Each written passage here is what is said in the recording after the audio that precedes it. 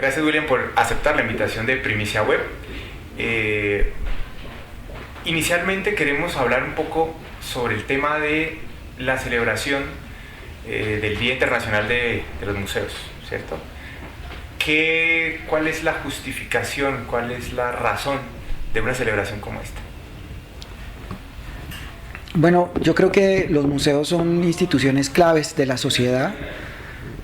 Aunque en Colombia hayan tenido, como lo planteé hace poco en mi charla aquí en el evento, aunque en Colombia, digamos, no jueguen un papel tan protagónico, de todas maneras sí son fundamentales para una construcción democrática de la memoria, una construcción democrática del patrimonio cultural, una construcción democrática de las identidades, del agenciamiento de las identidades de los diversos grupos sociales que hacen parte de la nación colombiana.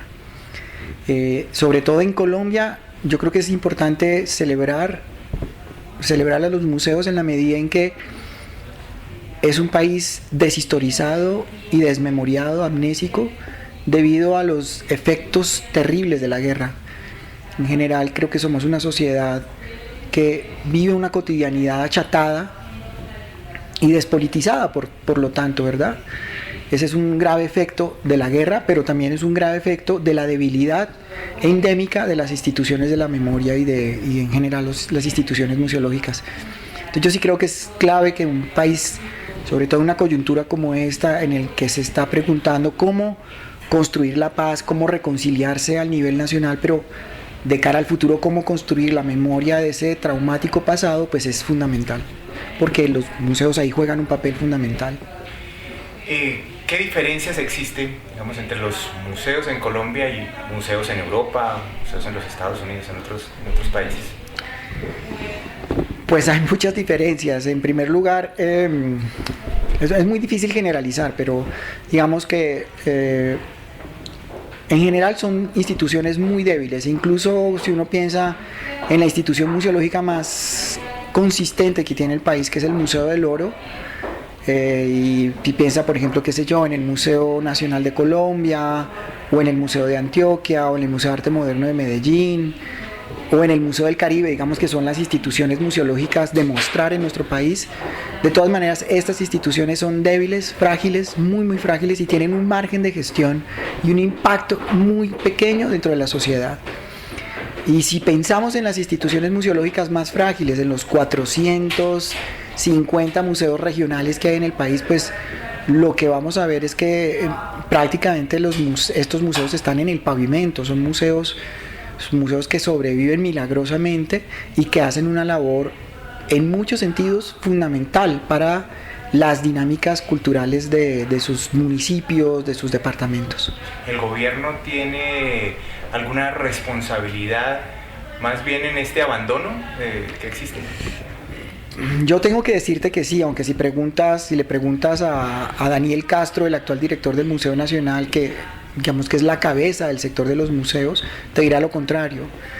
Yo creo que sí, desde 2009 que se viene discutiendo la política nacional de museos, desde la maestría en museología de la Universidad Nacional, hemos señalado varias inconsistencias de esa política, pero sobre todo el carácter absolutamente, digamos, marginal que tiene esa política pública en relación con el fortalecimiento real de todas las instituciones de la memoria. Sin duda, creo yo que, empezando por la estructura, un museo, por muy museo nacional que sea, por muy profesional que sea, no se puede hacer cargo de la política nacional de museos, sobre todo de cara a los grandes retos que tienen las instituciones museológicas frente a la configuración de una ciudadanía cultural plena, que es uno de los grandes objetivos, debería ser uno de los grandes objetivos del proceso de paz, ¿verdad? A propósito del proceso de paz, ¿cuál es el debate que se ha generado con respecto a la participación, ¿no?, de las fuerzas militares en el Centro de Memoria Histórica Nacional? Pues el debate, en mi modo de ver, ha sido un debate muy acotado. Debió ser un debate más pugnaz, si se quiere, un debate más importante donde participaran más actores. Yo creo que Realmente salieron más de 10 artículos, no vi en la prensa y en los sitios web, pero yo creo que debió ser un debate de fondo, porque aquí lo que está en juego es un elemento fundamental de orden político institucional clave para garantizar la construcción de la memoria en términos plurales, que es la autonomía de las instituciones museológicas. Y yo creo que con la entrada del Ministerio de Defensa dentro de la Junta Directiva, o no recuerdo exactamente cómo se llama, la Junta Directiva del Centro Nacional de Memoria Histórica, se atenta contra esa autonomía. Y no quiero decir que el ejército y en general las Fuerzas Armadas y la policía no puedan construir sus memorias, de hecho lo están haciendo. En los últimos meses hemos visto el lanzamiento de la Unidad de Memoria Histórica del Ejército y lo propio ha hecho la policía, no quiero decir eso. Sin duda, las Fuerzas Armadas como actor fundamental, como actor protagónico de la guerra, tiene que hacer sus planteos.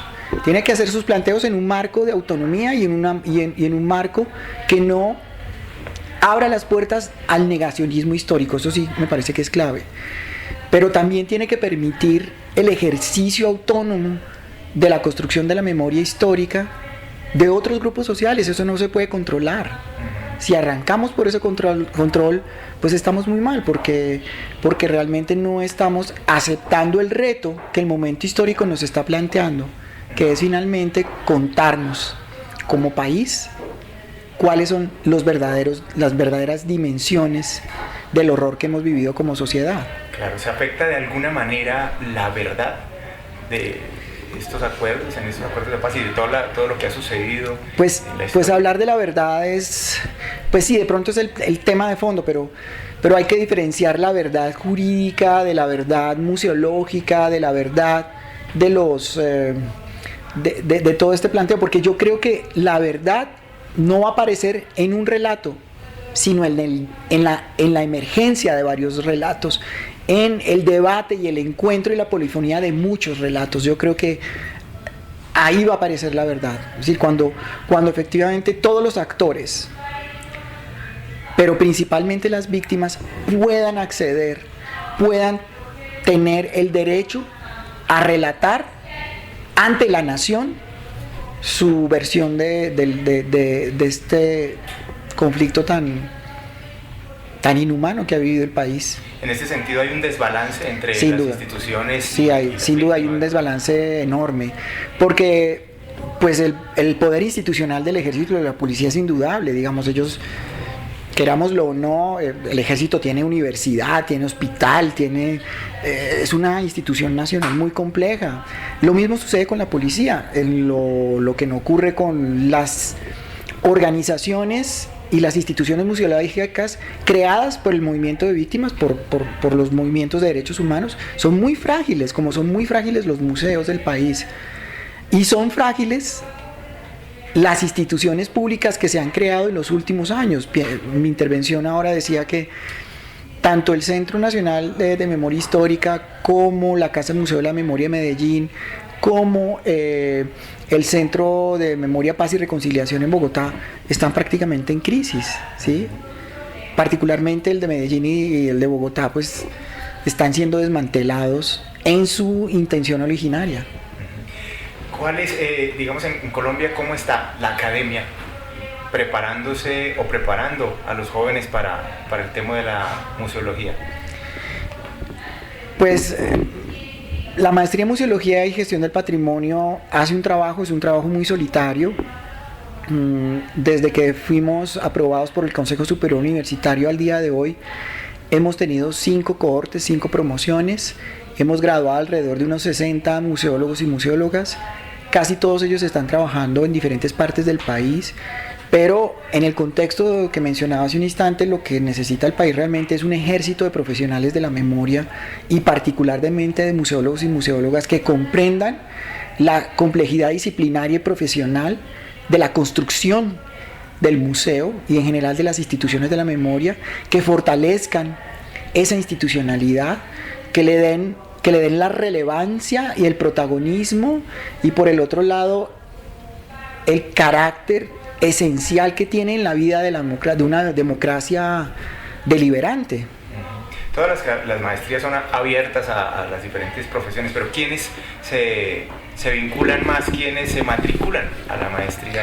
En nuestra maestría puede entrar cualquier profesional, entendiendo que la administración de los museos, el agenciamiento de los museos, primero es muy complejo y además hay diversos tipos de museos y instituciones museológicas. Entonces hemos tenido arqueólogos, antropólogos, historiadores, abogados, incluso hemos tenido una médico dentro de nuestros, que se graduó como museóloga, trabajando en patrimonio de medicina y patrimonio en salud y en el patrimonio de historia médica. Hemos tenido muchos artistas, sociólogos, politólogos, hemos tenido un filósofo, en general hemos tenido economistas y administradores, muchos diseñadores, pues porque en general la administración de las instituciones de la memoria son siempre muy complejas, entonces son instituciones que requieren de un trabajo interdisciplinario, interprofesional, transdisciplinario y transprofesional muy importante. William, pues muchas gracias por estar. No, gracias a ustedes, gracias a ustedes. Okay.